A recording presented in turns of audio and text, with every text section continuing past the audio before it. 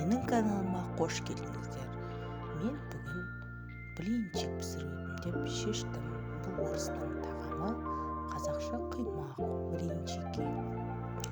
Блинчикті мен бала кезімде пісіремін, бірақ осы студент уақытымдан бастап жақсы пісірдім. Бұл рецепт, ходовой рецепт, бір жасағаннан шығады. Бізге ол үшін міндетті түрде 3 жұмыртқа немесе 5 жұмыртқа салсаңыз болады. 3 жұмыртқа жасасаңыз да өте күшті шығады.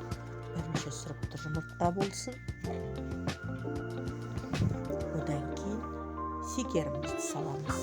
Бәрін 10 қасық секер саласыз. 6 қасық салып. Мен бұл жерде 10 қасықты салсаңыз болады. Тәттіні жақсы өстіңіз, бізге 6 қасық болады.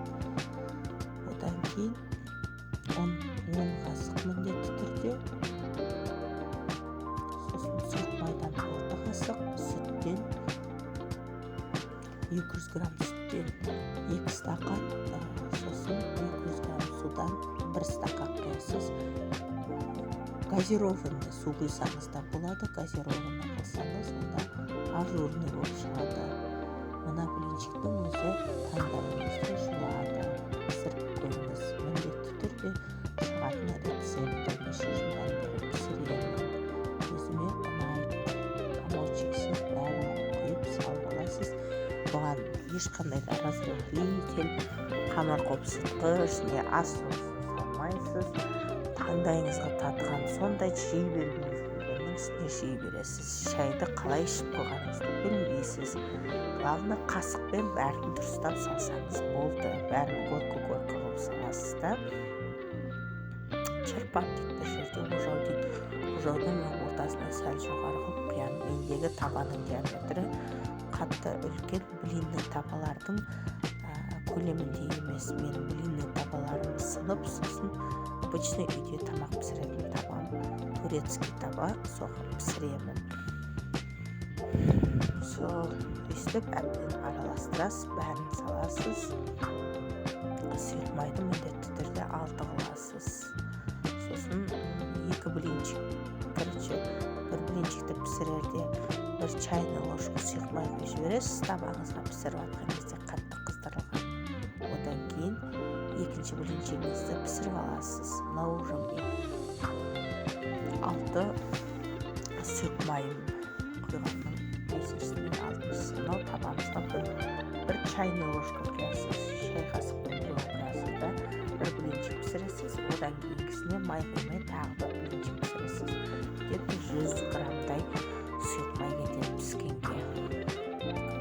Үлкен диаметрде, турецкий таба, менде сіздер өздеріңіз білесіздер.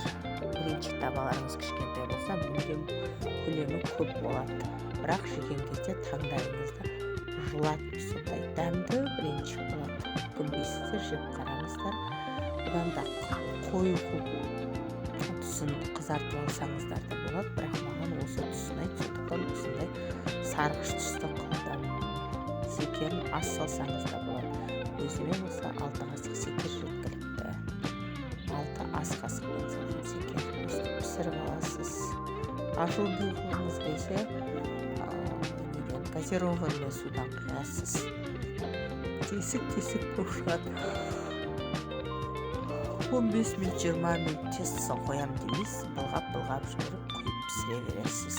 Өте күшті шығады енді, шаймен ішкенде жеткізе алмайды. Жегенде арманда, бұл блинчикті жемегенде арманда. Өстіп табағыңызды көрдіңіз бе, мен қатты сарғайтпаймын, қатты қызартпаймын, сарғайтып пісіріп аламын. Қатты отта пісірсеңіз де осы қалып шығады, жай отта пісірсеңіз де осы қалып шығады. Шама келгенше жай оттан қоймай, қатты оттан қойыңыз. Бәрін пісіргенде 30 минут уақыт кетті. Менде 21 блинчикті шықты, бірақ көлемі үлкен менікінің сразу айтайын. Тамақ пісірген турецкий табада пісірдім. Сіздер өздеріңіздің блинчик табаларыңыз болса пісірсеңіздер болады. Онда диаметр білмейді екен, диаметр үлкен ұмытып қалдым. Үлкен диаметр. Сөйтіп пісіріп алдым.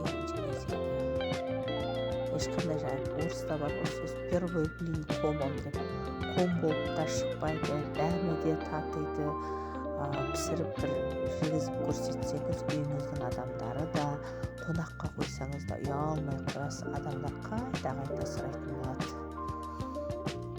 Өте керемет тағам. Шаймен ішкенге таптырмайды. Мен көбіне таңғы асқа пісіремін. Ерте тұрған күні өте дәмді болады. Или 4-тің шайы, 5-тің шайы дейді, сол уақытта пісіремін. Міне көрсетіп жатырмын жұқалығы. Бұдан да жұп-жұқа қылып қойсаңыз болады енді. Қалыңда болып шықпайды, өзі сүп секілді. Таза қаймақпен жесеңіз вообще таңдайыңыз тұлады. Сгущенкамен жейсіз бе, вареньемен жейсіз бе, балмен жейсіз бе, өзіңіздің фантазияңызға қарай жей бересіз. Творогпен жейсіз бе, басқамен жейсіз бе. Каналым ұнаса лайк басып тіркеліп кетіңіздер.